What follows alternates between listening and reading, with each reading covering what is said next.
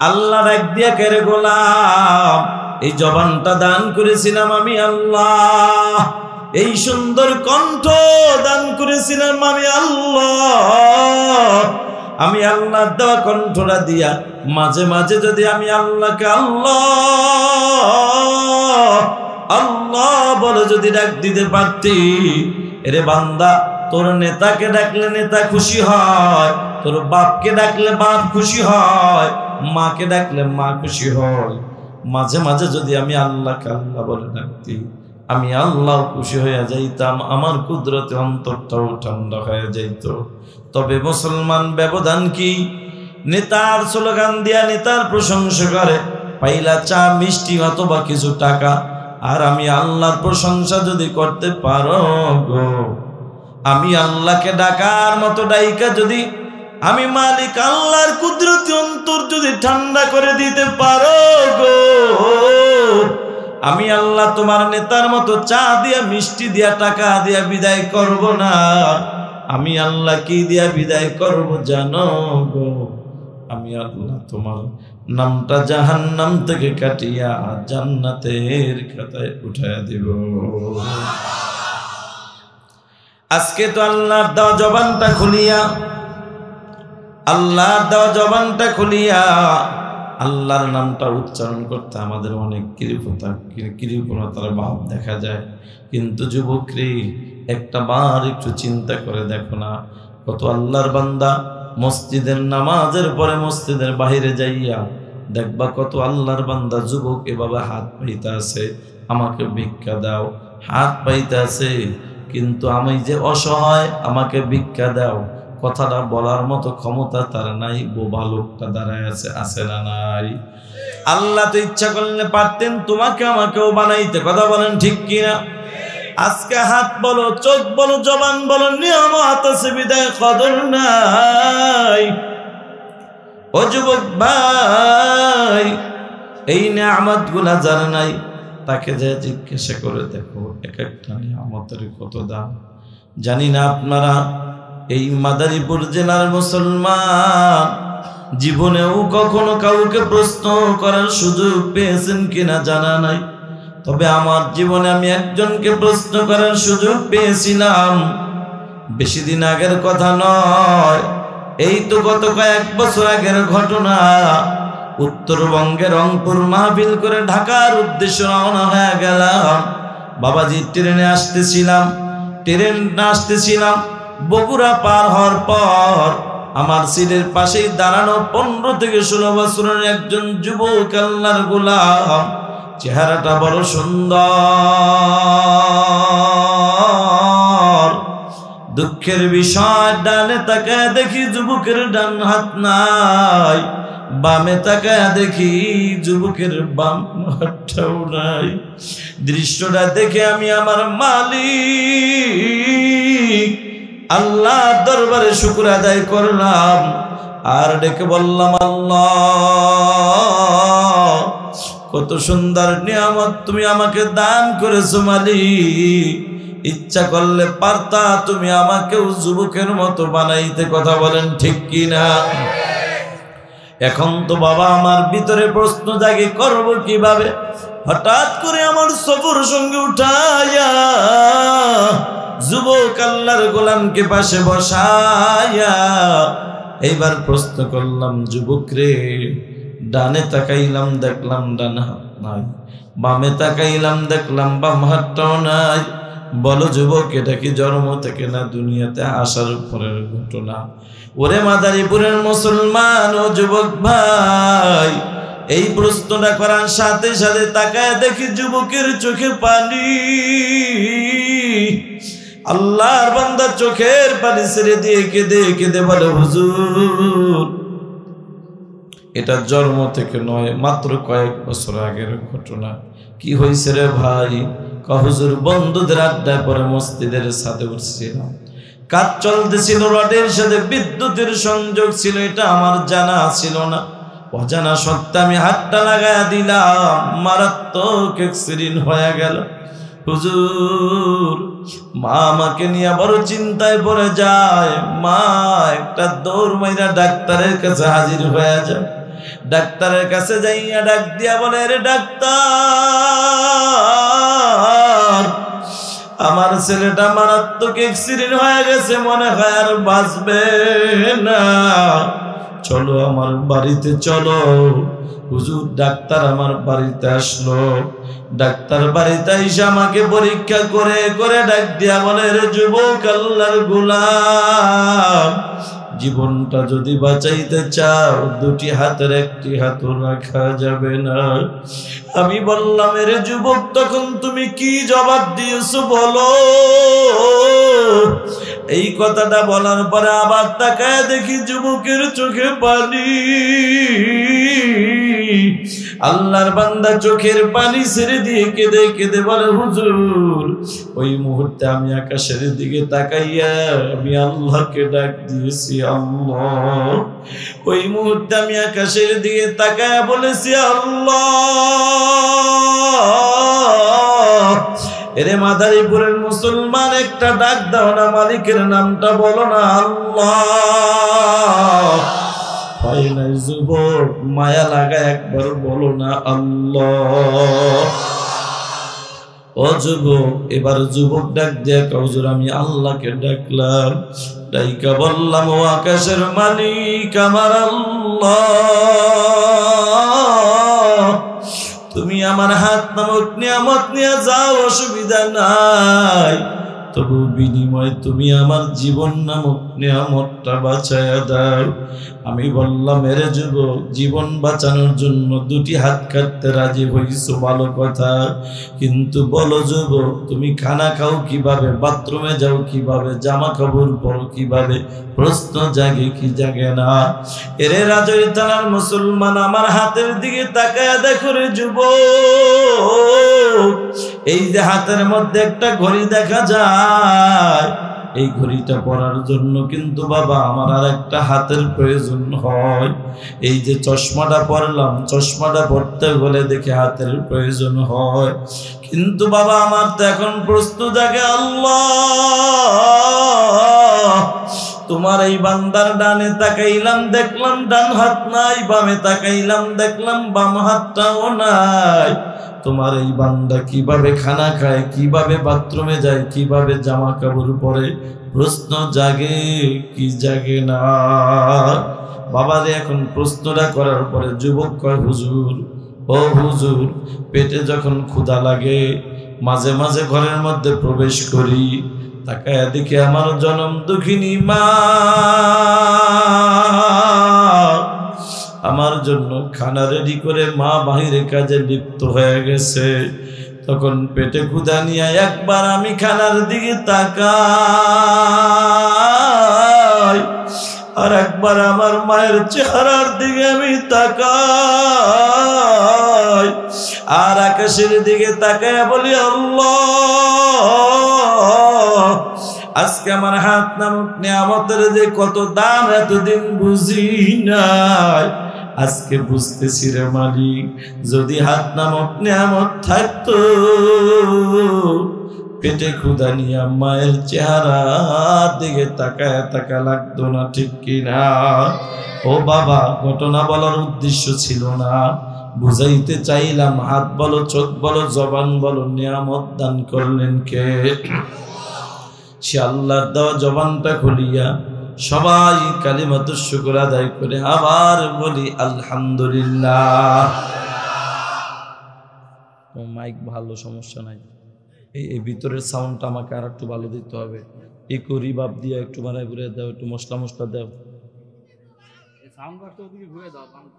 সমস্যা কি জানেন, মাইক আপনারা ভালো আনেন, সবসময় অপারেটর আনবেন, মুরব্বী অপারেটর যারা ভালো বোঝে, অভিজ্ঞ।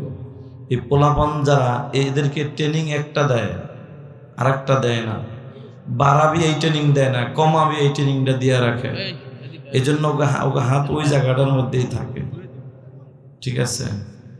মাইক কিন্তু ভালো, আপনাদের আয়োজক ভালো, তো প্যান্ডেল ভালো, মাইক ভালো, সবই ভালো, কিন্তু গাড়ি যতই ভালো হোক, ড্রাইভার যদি ভালো না থাকে তাহলে সমস্যা হওয়ার কথা কি বল? যাই হোক বাবাজির আমার, একটু ইকো রিভাব দিয়ে সুন্দরভাবে একটু ই করে দাও। সাউন্ড যা আছে ঠিক আছে, তুমি ওখানে এই করি বাদ দিয়ে একটু সুন্দরভাবে করে দাও। আমি তো কান ফাটায় দিব আমার ভাইয়েরা আমার।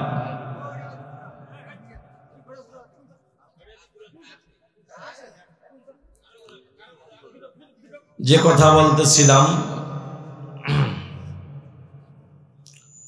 এই জান্নাতের বাগানে আসতে পেরে বসতে পেরে খুশি না বাজার? এই করি বাবা আছে, দাদা ওইটি দাও।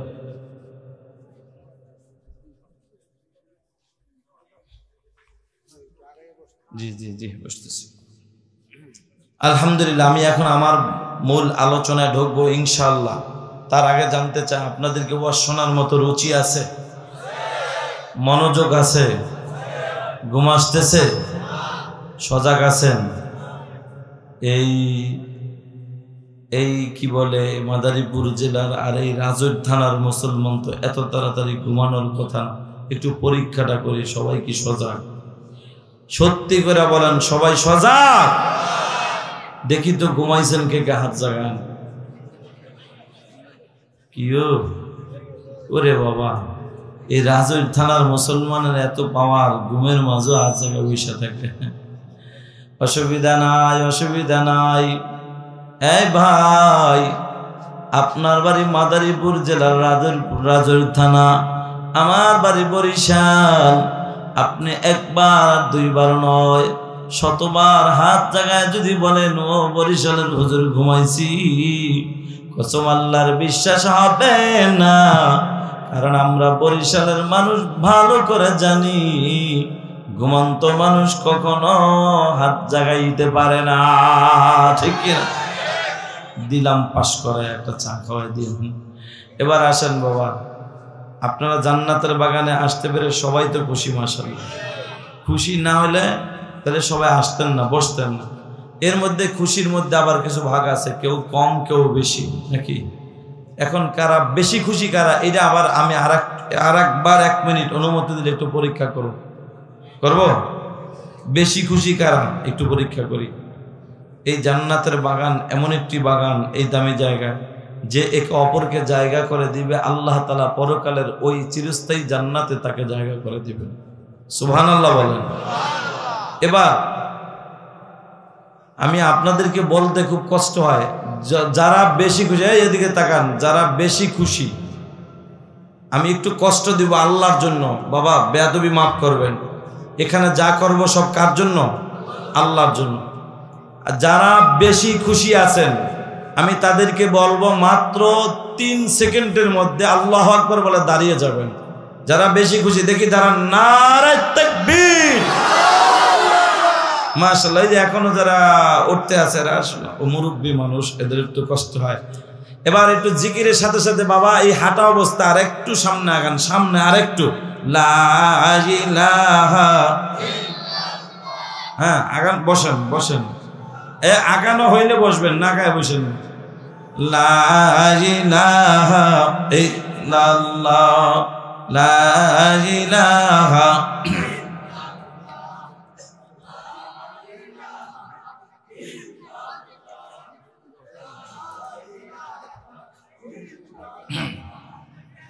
লা ইলাহা।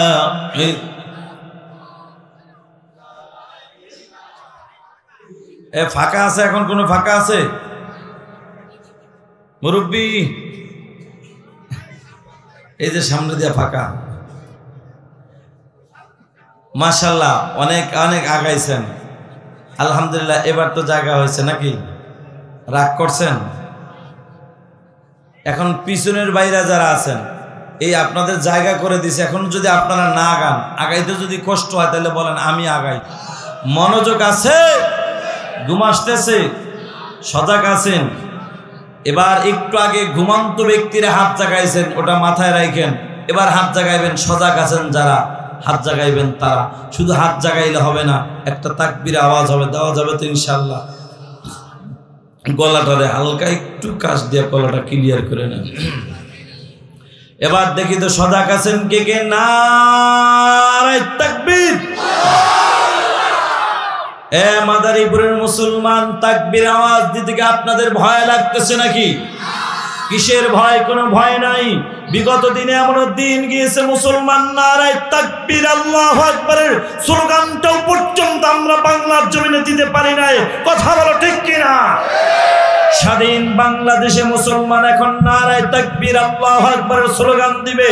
এই বাংলার জমিনে ভবিষ্যতে কেউ বাধা দিবে দূরের কথা, দেওয়ার চিন্তাও কেউ করার সাহস পাবে না ইনশাআল্লাহ। কথা বলেন ঠিক কিনা? এজন্য তাকবীরের আওয়াজকে উঁচু করে ধরে রাখতে হবে। তাকবীরের আওয়াজকে উঁচু করে যদি ধরে রাখা যায়, এই বাংলার জমিনে কোনো নাস্তিক বেঈমান খুঁজে পাওয়া যাবে না ইনশাআল্লাহ। ভাইরা আমার, একটা কথা বলে দেই, এমন দিন আমাদের জীবনে গিয়েছে, আমাদের এই বক্তাদের লাইভে আলহামদুলিল্লাহ মানুষ ছোট, দেহটা ছোট, আপনাদের দোয়া আলহামদুলিল্লাহ 17 বছর এই কোরআনের ময়দানের খেদমত আল্লাহ লাগায় রাখছেন আলহামদুলিল্লাহ। এই 17 বছরে অনেক কিছুই আল্লাহ দেখাইছে। এজন্য আজকে আমার এই মাদারীপুর জেলার মানুষদেরকে, আমার কলিজার টুকরা যুবক ভাইদেরকে আমি একটা সবক দিয়া যাব, একটা টিপস দিয়া যাব। এই বাংলার জমিনে যতদিন বেঁচে থাকবেন, এই কোরআনের জন্য জীবন দিতে রাজি আছেন আপনারা?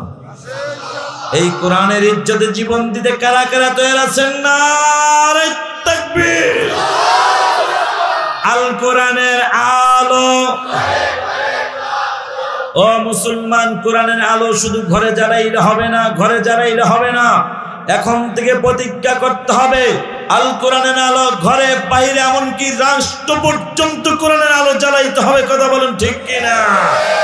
আল্লাহ কবুল করে বলুন আমিন। তবে একটা প্রতিজ্ঞা করতে হবে, সেটা হলো এই কোরআনের মাহফিলে বিভিন্ন সময় অনেক বিভিন্ন ভাবে আমরা বাধার সম্মুখীন হয়েছি, ঠিক কিনা?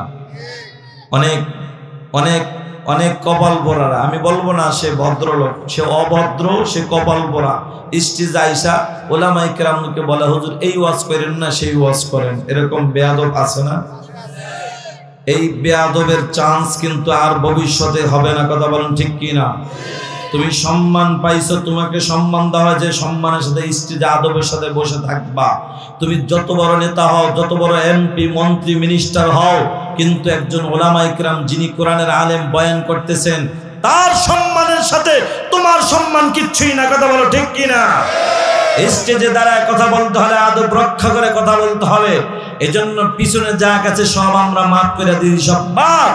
ভবিষ্যতে কেউ যদি কোনো পাতি নেতা, যদি কেউ স্টেজে আইসা কোরআনের মাহফিলের বাধা দিতে চায়, উলামায়ে কেরামদেরকে কোনো পথ দেখায় দিতে চায়, ওরে ধইরা টান দিয়া সিরা হাতগুলা আলাদা করতে কারা কারা পারবেন? নারে তাকবীর!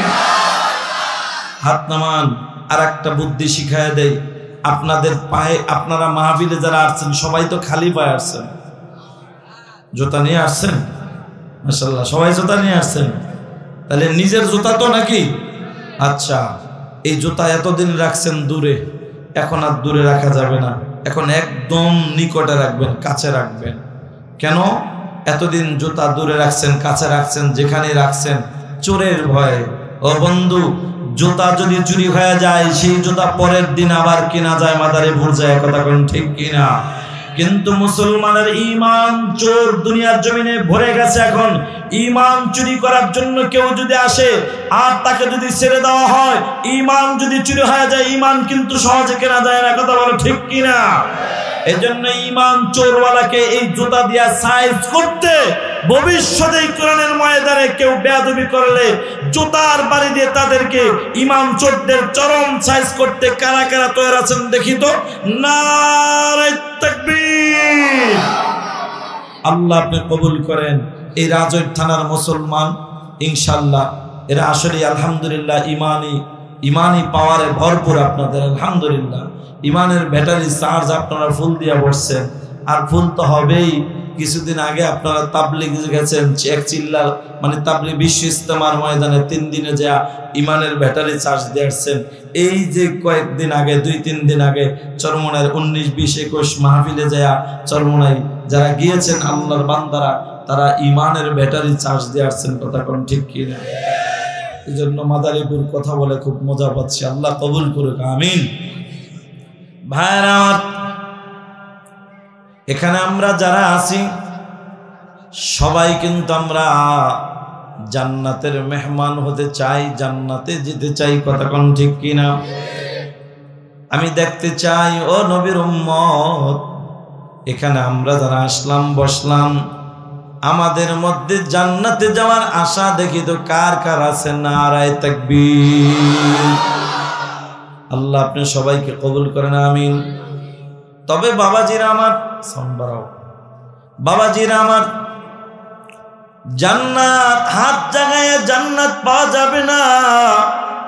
জান্নাতে যদি যেতে চাও, জান্নাতে যাওয়ার জন্য কিছু কাজ করণীয় আছে না নাই? আল্লাহ জান্নাত কাদেরকে দিবেন এটা তো আল্লাহ তাআলা কুরআনুল কারীমের মাধ্যমে আল্লাহ জানায়া দিয়েছেন। সুবহানাল্লাহ। সূরাতুল আল্লাহর কালাম থেকে 114টি সূরার মধ্যে একটি সূরা, সূরা নাহল থেকে 90 সূরা নাজিয়া থেকে আমি আয়াতে কারিমা আপনাদের মাঝে তেলাওয়াত করেছি। আল্লাহর হাবিব সাল্লাল্লাহু আলাইহি ওয়াসাল্লামের অসংখ্য হাদিস থেকে ছোট্ট একখানা হাদিস আপনাদের মাঝে পেশ করেছি।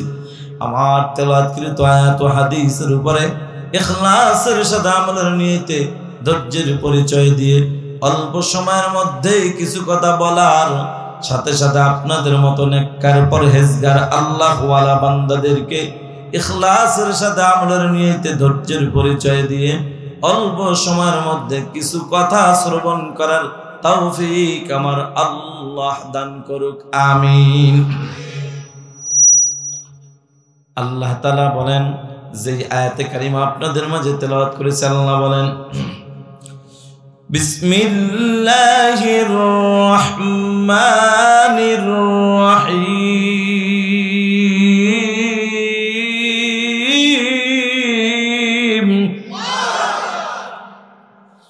ওয়া আম্মা মান খাফা মাকামা রাব্বিহি ওয়া নাহান নাফসা আনিল হাওয়া فإن الجنة هي المأوى।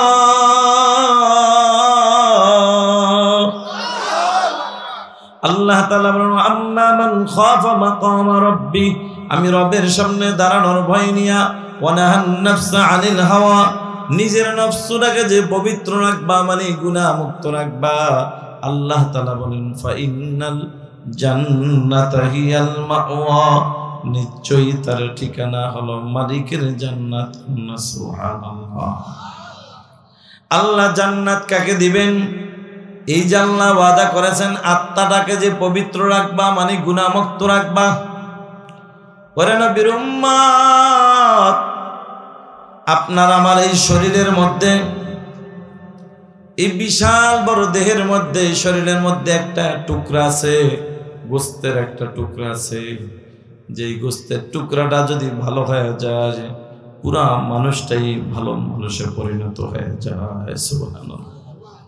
এই গোস্তের টুকরাটার নাম কি? নবীজি বলে, আলা ওয়াহিয়াল কলব। এই কলব, আত্মা, এটা যার ভালো হয়ে যাবে, এটা যার সুস্থ হয়ে যাবে। দেহ যদি অসুস্থ থাকে, তারপরও বান্দা শুয়া শুয়াও নেক অর্জন করতে পারবে। সুবহানাল্লাহ। যেমন নাকি আপনি যুবক মানুষ, 5 ওয়াক্ত নামাজ পড়েন, রোজা রাখেন, পর্দার আমল করেন। এরে যুবতী বোন, ভালো করে শুনে নাও, তুমিও নামাজ পড়ো, রোজা রাখো, পর্দার আমল করো, কিন্তু মাগো হঠাৎ কইরা তুমি অসুস্থ হয়ে পড়ছো। এই যে দেহটা, তোমার শরীরটা অসুস্থ, বিছানায় শুয়ে আছো, কেউ বা হসপিটালের বেডের মধ্যে শুয়ে আছেন, কিন্তু আপনার ভিতরের কলবটা অসুস্থ না, ওটা হলো সুস্থ। এই কলবটা সুস্থ থাকার কারণে দেখবেন মসজিদ থেকে যখন আজান হয়, আল্লাহু আকবার মানে আল্লাহ সবচেয়ে বড়, আল্লাহু আকবার আওয়াজ শুই না আল্লাহর গোলাম আর দেরি করতে পারে না। হসপিটালের বেডে শুয়াও আল্লাহর বান্দা এবার মন থেকে আফসোস করে, আল্লাহ তুমি আমার অসুস্থ বানাইছো, এই জন্যই তো আমি এখানে শুয়ে আছি রে মালিক। কিন্তু আমার মন চায় আমি মসজিদে যাইয়া তুমি মালিকের কুদরতি কদমে সেজদা দেই, জামাতের সাথে নামাজ আদায় করি। আল্লাহ তাআলা ডাক দিয়া কয়, বান্দারে তোর হায়াতের জিন্দেগির জীবনটা তুই মালিকের গোলামিতে কাটাইছো, আর আজকে তুই অসুস্থ হইয়া বিছানায় পরে আফসোস করতে আসোস। এরে বান্দা, অসুস্থতা আমি আল্লাহ তোরে বানাইলাম।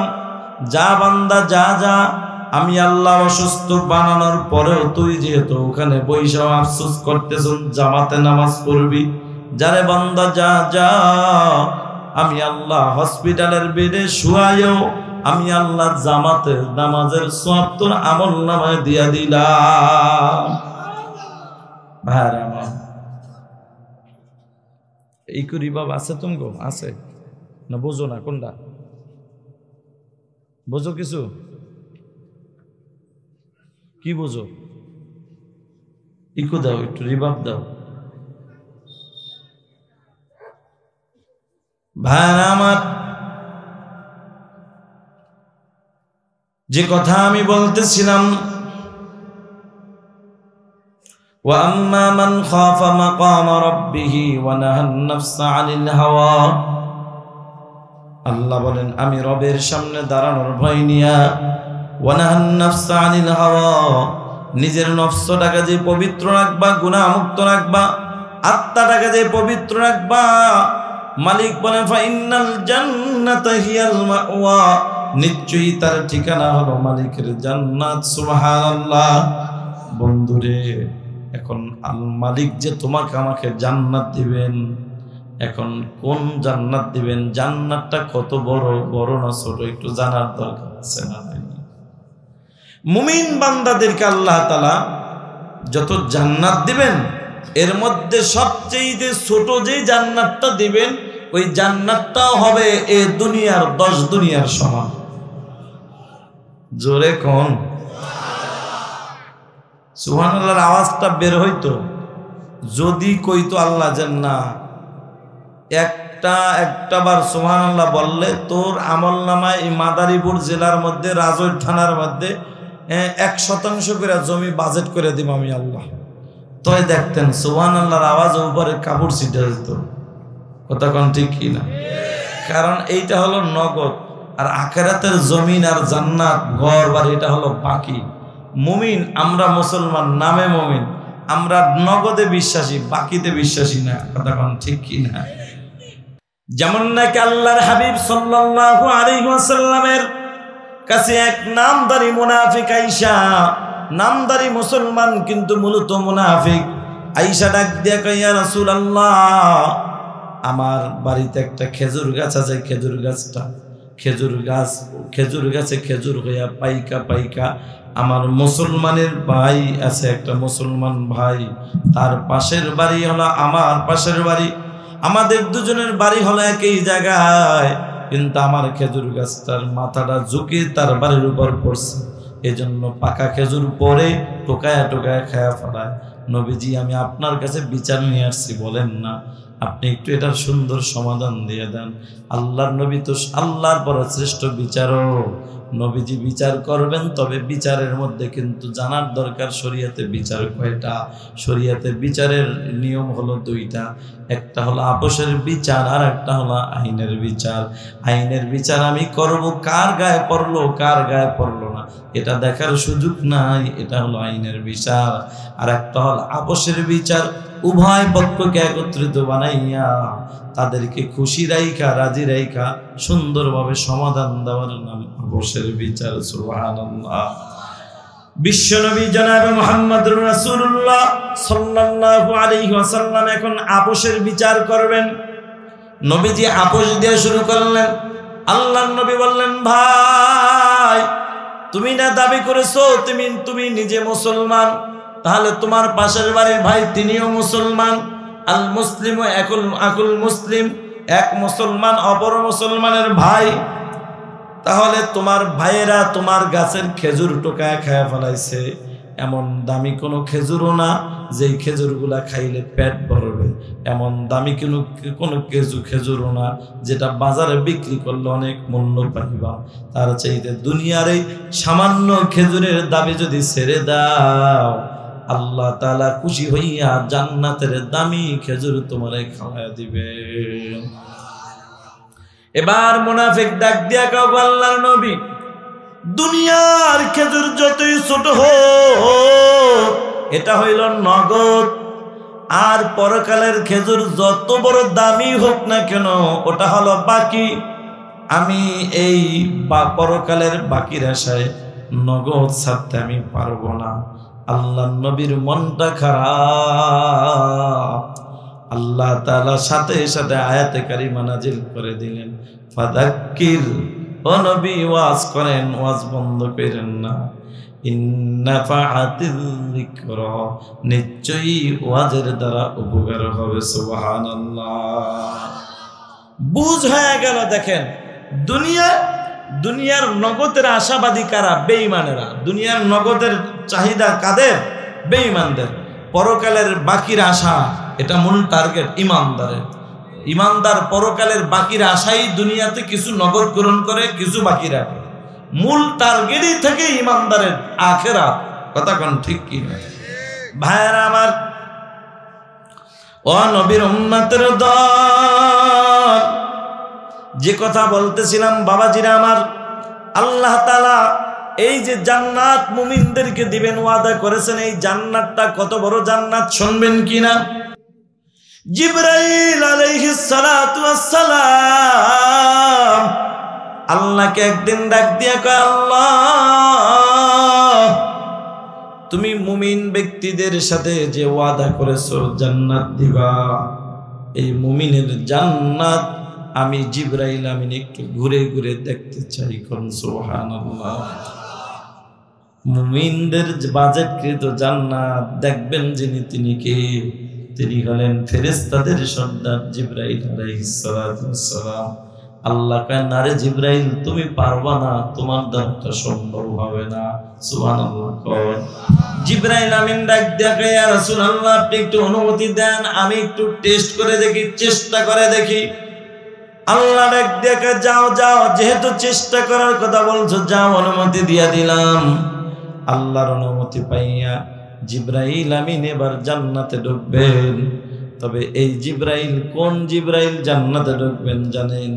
জিবরাইলের দেহটা কত বড়, শরীরটা কত বড়, জিবরাইল আলাইহিস সালাম লম্বায় কত বড়, জিবরাইল আলাইহিস সালামের যে ডানা আল্লাহ দান করেছেন পাখা, এটা কয়টা ডানা, এটা একটু শোনার দরকার আছে না নাই? আল্লাহর হাবিব সাল্লাল্লাহু আলাইহি ওয়াসাল্লাম একদিন ডাক দিয়া বললেন, ভাই জিবরাইল, জীবনভর তুমি এক একজনের রূপ ধরে আমি নবীজির কাছে হাজির হইছ। কখনো কখনো ওই দাহিয়া কালবি রাদিয়াল্লাহু তাআলা নূর কথা বললেন, দাহিয়া কালবির রূপ ধরে আসছো, এক একটা সময় এক একটা রূপ ধরে আসছো।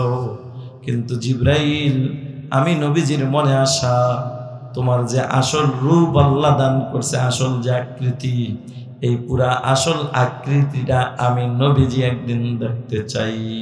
সুবহানাল্লাহ। জিবরাইল আমিন ডাক দিয়ে বলে, ইয়া রাসূলুল্লাহ, আমি জিবরাইলের আসল আকৃতি দ্বারা দোয়া চেয়েছেন, মনে আশা পূরণ করে দেন। আয় আল্লাহ, আমি নিজেও শারীরিকভাবে অসুস্থ, কথা বলতে বড় কষ্ট হয়, শরীর স্বাস্থ্য কণ্ঠ ভালো রেখে দিলেন, সহি কথাগুলো ইখলাসের সাথে বলার তৌফিক দান করেন। ইয়া আল্লাহ রাব্বুল আলামিন, আমার বিবি অসুস্থ, মেহেরবানি করে সুস্থতার নিয়ামত দান করেন। আয় আল্লাহ রব্বুল আলামিন, এলাকার প্রতিটা ঘরে ঘরে খাস রহমত বরকত নাজিল করেন। এলাকায় যারা বসবাস করে সকলের উপর খাস রহমত নাজিল করেন। মালিক মাহমুদ, সমস্ত বিপদ আপদ থেকে সর্বাবস্থায় হেফাজত করিয়েন।